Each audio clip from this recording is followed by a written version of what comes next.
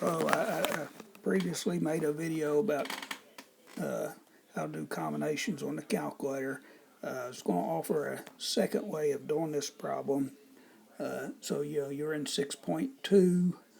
You're working on the homework here, but these videos here are really nice. I would encourage you to take. I know you've clicked on them all, but I encourage you to go ahead and work to watch them. Instead of just clicking on them and going straight to the homework. I know that could be a little confusing. In particular, I mean, you're asking me about how to calculate binomial probability. This video here shows you how to use StatCrunch. It'll be a much easier way to do the problem than by hand. And this video shows you how to do it with a calculator. Also, you do have step-by-step instructions instead of the video, but I think the videos are pretty nice. If you want to understand material, you might want to watch some of these earlier ones. So I'm just suggesting this.